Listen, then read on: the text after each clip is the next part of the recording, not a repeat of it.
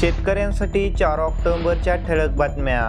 तत्पूर्वी चॅनलवर नवीन आला असाल तर दररोज असेच नवनवीन व्हिडिओ पाहण्यासाठी चॅनलला सबस्क्राइब करायला विसरू नका।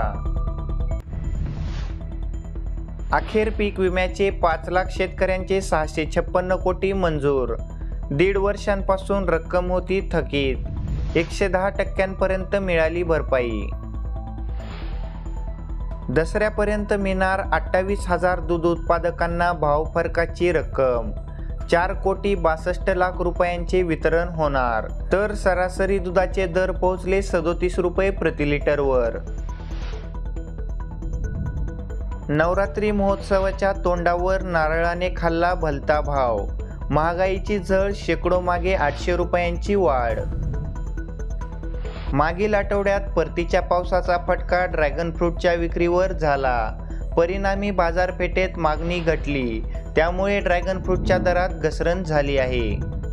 गतवर्षीच्या तुलनेत यंदा चांगला पाऊस झाला असून झेंडूच्या फुलांना बहर चांगला आला आहे। तसेच यावर्षी दरही समाधानकारक राहतील असा अंदाज कृषी सहाय्यकांनी दिला आहे।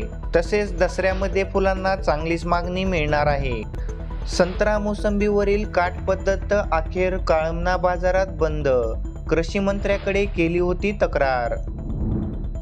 लाडक्या बहिणींच्या मदतीला आता येणार अंगणवाडी सेविका।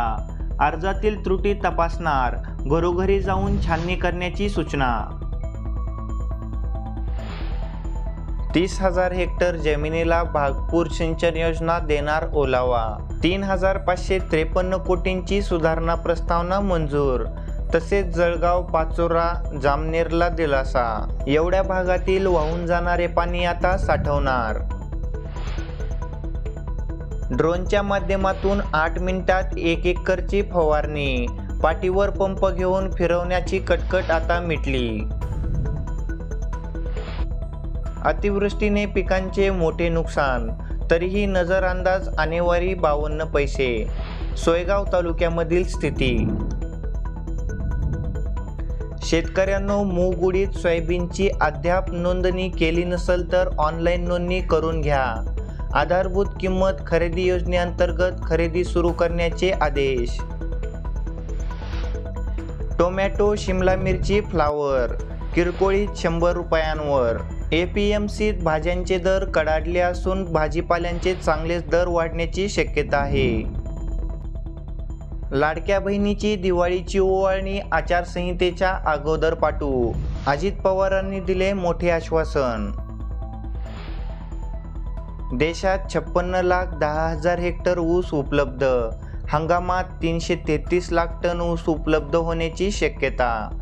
इथेनॉलसाठी वापराबाबत संदिग्धता, तर देशामध्ये साखर निर्यातीत महाराष्ट्राची सर्वाधिक आघाडी।